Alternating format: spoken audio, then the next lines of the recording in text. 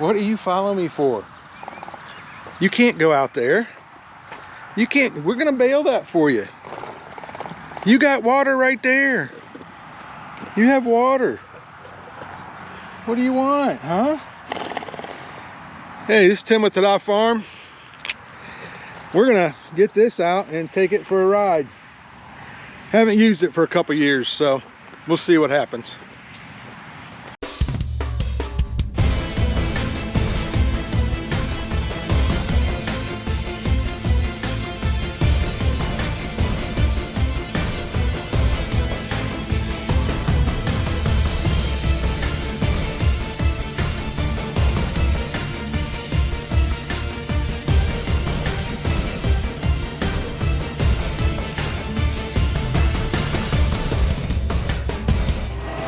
I have found this is very hard to video because I'm going about 10-11 miles an hour, getting to the end of the field, lifting and turning around, and then right back around. This is corn here. I've done 2 bean fields already, just trying to see how it goes. It's been, I don't know, 5-6 years since I used this, maybe not that long, 4 years.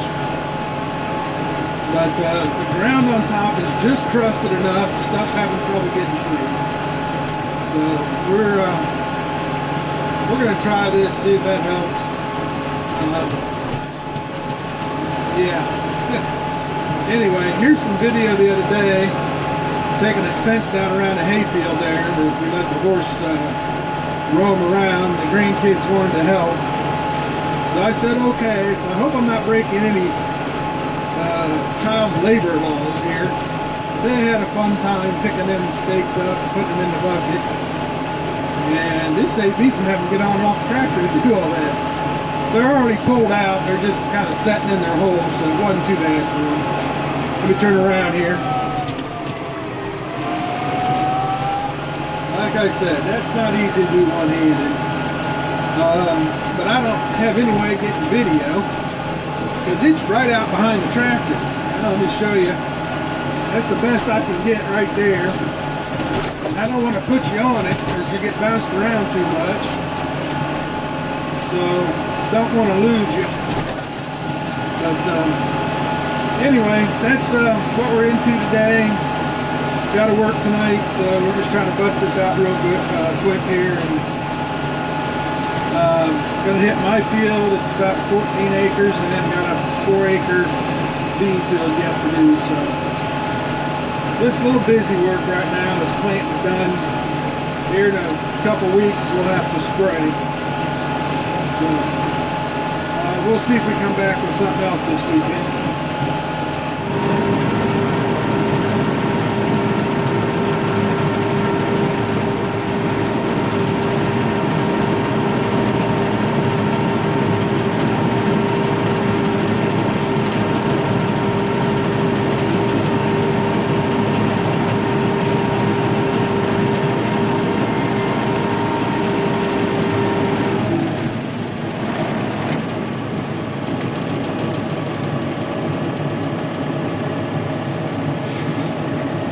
I think I'm missing a knife. Let's go check.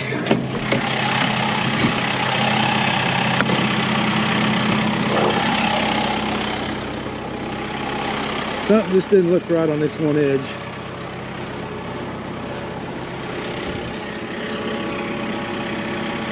Now that's tight. That's not coming loose. That's always been our problem in the past.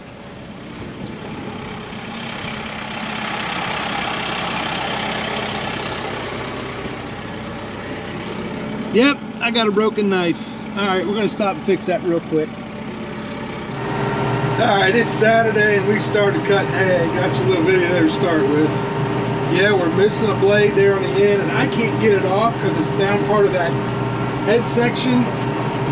So I'm just gonna cut, it's just the second blade, so we're just gonna cut a little narrower, miss that broken blade, and get her done. So this is kind of thin here. This is where we had the horse on all last winter. So let me get turned here. I hate turning. I'll be right back. Yeah, I'm not good at corners, but I don't cut enough hay to get good at the corners. We cut about maybe 3 acres. 3-4 times a year. But yeah, I got to remember to stay over a little bit. Instead of running that tire real close, I got to run over about 6-8 inches. So, but hey, we're just getting started here on this little field. This is an acre. We got an acre and a half over yonder by the barn over there. But no rain till Wednesday, and today is Saturday. And yeah, we got all the fields roller harrowed, and things are popping up out of the ground out of it. I noticed yesterday afternoon going to work, I could see stuff starting to pop up. So I think the stuff was there wanting to come out, but it just couldn't get out of the ground. It was hard in some spots. So let me get this little corner here. I'm gonna have to raise up, I think. Every field I own is an odd shape. It gets wider down there and narrow because of the pond over here. And so anyway, this won't take us long. We'll ted it as soon as I'm done. I have found that tedding it helps it dry out. So hoping to bale Monday, maybe Tuesday. We'll see how it goes. It's supposed to be like 69 today. It was 72 yesterday. Sunday's supposed to be in the 70s. Monday's low 70s, upper 60s. So it should dry pretty quick. It's windy every day, so hopefully it doesn't blow it away. But anyway, we'll catch you back here on the next field.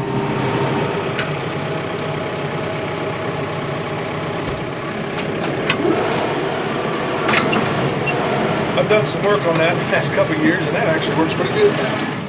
So let's head over to the other field. All right, this is right next to my cornfield right here. And we planted at night. Music video. And yeah, this hay's gonna make some nice hay here. All I did to this year is I sprayed it. And I killed a lot of weeds, but there's still some weeds in there. So after we get this baled off, about a week or two, I will spray it again. Trying to clean it up. It had a lot of nettles and other weeds in here, thistles, and the horses just don't like that stuff. They kind of pick through it. So, but yeah, I think this will make some nice hay here. Still thin where we did some ditching a year ago, but not bad. But this hay has been here for years. It probably needs to be taken out, put in crops for a couple of years, and then back into hay. This year's been baled for as long as I can remember. When I bought the property about 5 years ago, we ditched and I cleaned the fence row out, did that kind of stuff to it. But other than that, we haven't done much to it. And so I think I put 1 year, I put some fertilizer on it. I'm bad about that. I had to put you down to do that corner. I hate corners, I hate corners. And then I miss stuff like this because I can't get lined up right. I don't know if you can see that. Missed that section there. I hate corners. I'm not a hay cutter anyway. But yeah, I'm just mowing that area. It's too hard to get around in there and miss the grain bin, and yeah, that was a pain. For 10 bales, no. We got hay left over from last year. I got to thinking there at the end of cutting, maybe somebody do a video on how to do that, corners. Anyway, we're tedding. Got this little 4-basket tedder, and it does a really nice job tedding.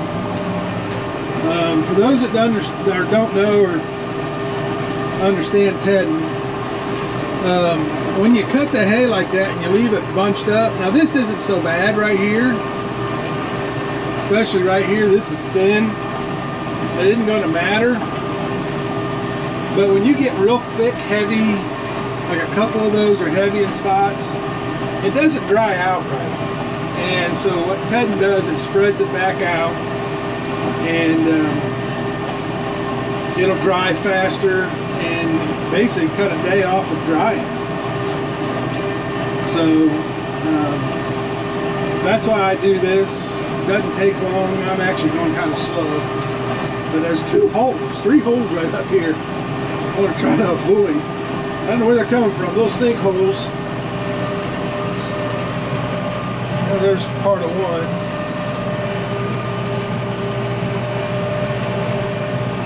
Right there's one. I don't know. It may have been where I tore a tree out years ago. But yeah, when you're doing 2 rows at a time,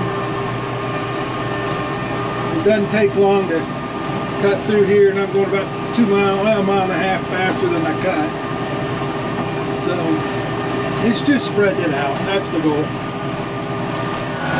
I don't know if I've ever showed this. I've got a little lane here to go from the house that's over here to the grain bin that's over here, the red barn we call it. And this is a little lane we have here.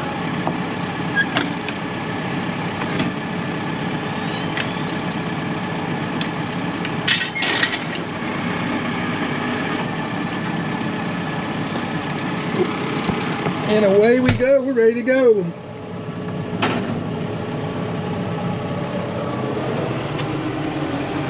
Take her up to 540 there in the center.